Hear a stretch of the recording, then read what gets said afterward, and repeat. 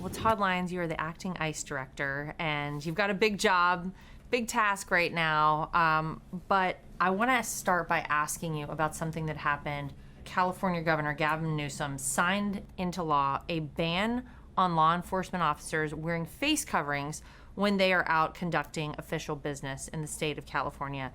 And Gavin Newsom said, "What are you afraid of?" So given that there's been a 1,000% increase in assaults on ICE agents in particular since January, what is your response to all of this? You know, I think that number right there shows what we're afraid of, right? I think it also shows, too, that elected officials just don't want to stand behind the men and women of law enforcement, you know, specifically ICE. When you think about the reason why the men and women of ICE have to wear it, it's frustrating that you have elected officials that just don't recognize that because of some of their rhetoric, some of their colleagues are calling out the doxings of ICE agents and their families. You know, I can speak personally. I've been doxed. I've had Antifa show up at my residence at 2 o'clock in the morning, threaten my family, and it's just not right. The men and women of ICE don't deserve that. They signed up to do a law enforcement mission, and that's what they're doing.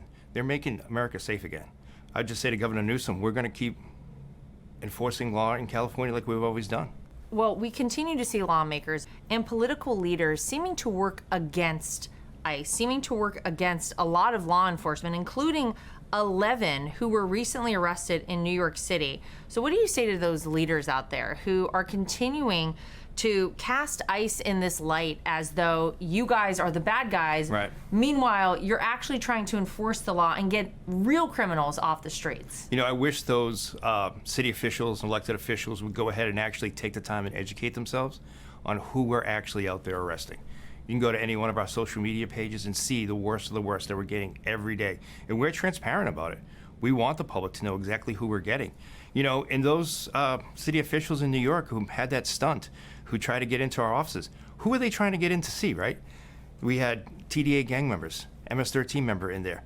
We had people wanted for, you know, violent assault, a fentanyl dealer. Are those the people they really want to free? Are those the people that really they're sticking up for? I think that says a lot to the people who they represent in the city, is the fact that they're putting criminals ahead of law enforcement. Yeah, one of the cities that we know federal law enforcement has gone into is Chicago. There has been quite a violent response to what is called Operation Midway Blitz, including very heated protests outside of one of the ICE facilities there in Illinois. Has that operation been successful for you guys? Operation Midway Blitz is making Chicago safe. We've gotten over 550 criminal aliens off the streets. So when we have elected officials and those protesters who are being bussed in from other locations trying to interfere with our vehicles, you know, they have people in there that are criminal aliens. So you don't want these criminal aliens to have justice. You don't want them to be taken out of the country, out of your neighborhood. Instead, you want these heinous criminals released back into your community, in your neighborhood, sex offenders to go back to you know, neighborhoods where kids are. You know, that's what's frustrating for us, is that we're actually making a difference, but these protesters are just increasing the violence against the men and women of ICE, and I don't think they understand who they're actually trying to protect. There was recently a missing 13-year-old that your ICE agents were able to track down and find.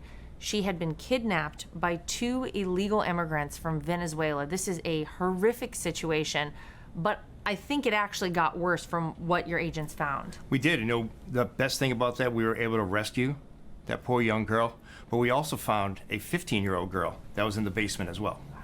You know, the best thing that President Trump has given us is the whole of government approach. So we got a lead from the U.S. Marshals. We worked with them. There was these 2 Venezuelan men here in the country illegally, came in under the last administration, who should never be here. We were able to track them down in Chicago. My agents were able to go in and rescue this girl. She was trapped in the basement.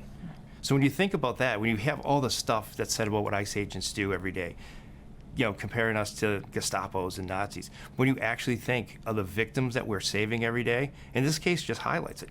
Well, what's interesting is we did sit down for this show with some of the ICE agents who work with you, and it's amazing that it doesn't feel like, despite all that's been thrown their way, that any one of them is deterred from doing their jobs. I mean, there's so much, I think, that ICE agents do.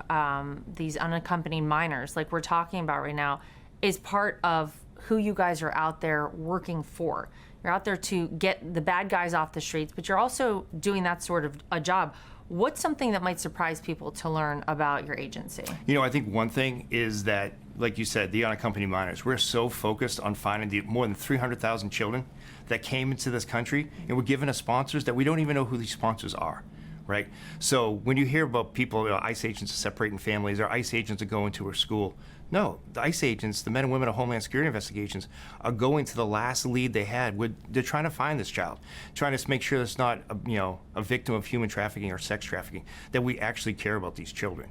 I think we're painted in such a bad light that the good work that the men and women do every day is lost. And I think that's one of the great initiatives that we have, is trying to locate these missing children. I would love for more mainstream media to pick up on that and actually show the victims and what the impact we're making. And not only are we reunifying children with their parents, but getting them out of sex trafficking situations, forced labor situations that no child should have to go through.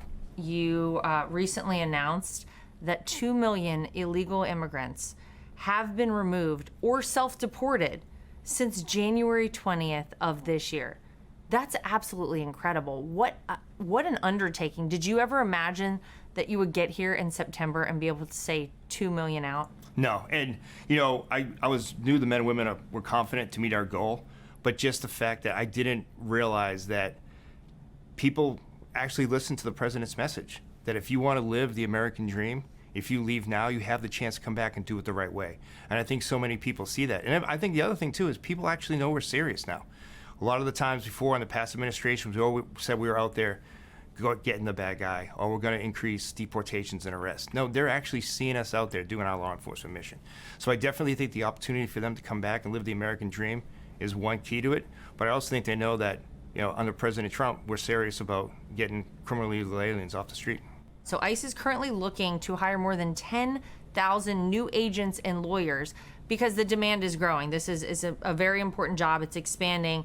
You're working with the GSA to open up hundreds of new offices, you guys say, across the country. What can you tell us about that? It's been amazing. The response we've had to our recruiting is unreal. Have over 150,000 applicants. Wow. From all walks of life. And a lot of it is a lot of active duty military leaving the military service, a lot of active local and state law enforcement officers that want to have a great federal career because they know it's a righteous mission. They know we are making America safe again. And it's been great. And one thing we realized is that when we started having more cooperation all across the United States from a lot of the police departments who hadn't really worked with us in the past, is that there are so many criminally legal aliens at large that we need more people. And this recruiting effort has been huge in helping us meet those goals.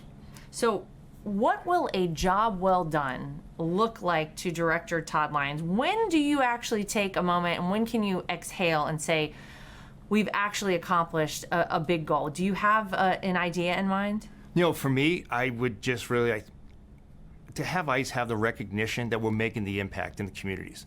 To have that recognition that what the men and women are doing every day, putting their lives on the line, to me, I think that is something that the men and women deserve of ICE.